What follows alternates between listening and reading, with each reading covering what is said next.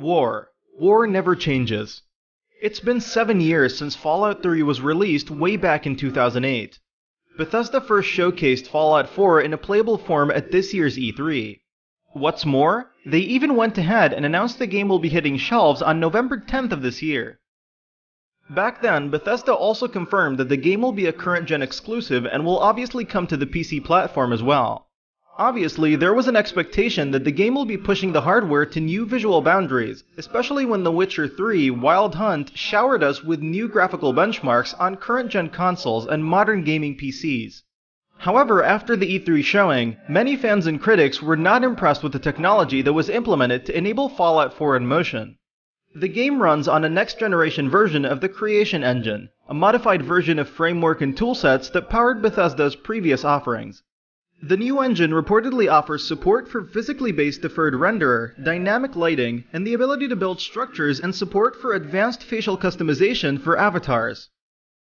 Also new to the engine is the support for a custom foliage solution. Previously, Bethesda Game Studios used SpeedTree, a middleware used for rendering grass and foliage, and after playing through a few hours of the game, we think this decision was for the best, as Bethesda's proprietary solution works well enough to render dense foliage. The physics is mostly based on the Havoc set of solutions, and the engine employs Radiant AI and Story middleware to generate complicated quest structures along with dynamic NPC behavior. All of this sounds good on paper, but does the game really deliver on these fronts? Does it manage to take the franchise in new directions with its visual and aesthetic style, and most importantly, does it manage to provide a bug-free and highly optimized experience? To begin with, Bethesda made one thing clear right from the day they announced the game. Fallout 4 is not about setting new visual benchmarks. Although they admit graphics are important for them, gameplay experience comes first. We don't think that's an unfair expectation, but given that most big-budget games like Metal Gear Solid 5 The Phantom Pain and The Witcher 3 Wild Hunt employ modern rendering techniques, it's a tad disappointing that Fallout 4 looks like a game that was stuck in developmental transition from last-gen to current-gen. This is clearly evident in the disappointing character models who at times behave as if they are ragdolls or puppets. The NPCs lack any sort of lip-syncing, let alone complex graphical parameters such as subsurface scattering. Their animations are bad at times, and they may glitch, resulting in two NPCs clashing into each other. Several objects such as nearby walls or furniture often appear blurred out. This is most likely due to the uneven texture filtering solution implemented. At times, the filtering works well on ground surfaces, but it totally looks off during the instances I described. However, not everything is dark and gloomy. The technical sacrifices were done to render one of the deepest worlds you will ever explore in video games, with unique NPC designs. The game boasts some impressive draw distances and an efficient lighting system employing high dynamic and volumetric effects. Some sort of a custom global illumination is used in some places, and bounced lighting tech is employed especially during night times. Alpha and volumetric effects are pretty decent across all platforms. When the weather changes, the new material system allows the objects to react dynamically, getting wet or dry accordingly. The game also comes packed with a standard cloth simulation system, making cloth, hair, and vegetation blow in the wind.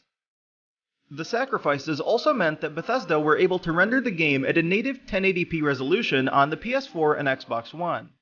Frame rate is not locked on the consoles, and there were some drops that we witnessed. Overall, the target 30 FPS is maintained for the most part. However, we can't help but feel the best possible way to experience Fallout 4 is on the PC.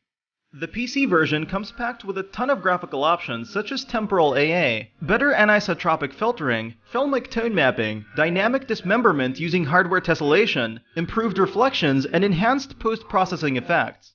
Obviously, at ultra setting, the PC version trumps the console versions. Also, the console versions employ a post-processing AA resembling FXAA compared to the temporal AA option on PCs. Further enhancements include better decals and along with an impressive draw distance. We ran the game on an R9 290X and faced no performance issues whatsoever. Other than the expected glitches, Fallout 4 is a fairly well-optimized game on the PC. Most of the core assets are similar across all platforms, but the PC trumps them all with support for higher resolution and the all-important 60 FPS, which allows for a marked improvement in experience. On the console versions, we witnessed a few issues with LOD and pop-ins, but for the most part, these are quickly resolved, especially on the PC. The shadows are softer on the PC, which employs SSAO, while on the consoles, shadows are missing in some places, let alone the dithering issues that plague them.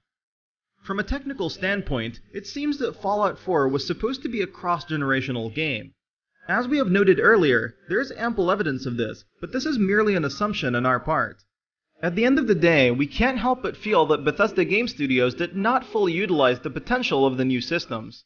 We have a fairly mixed opinion on Fallout 4's graphics tech, and it's a question of maintaining the balance between visual fidelity and providing the user with a rich experience.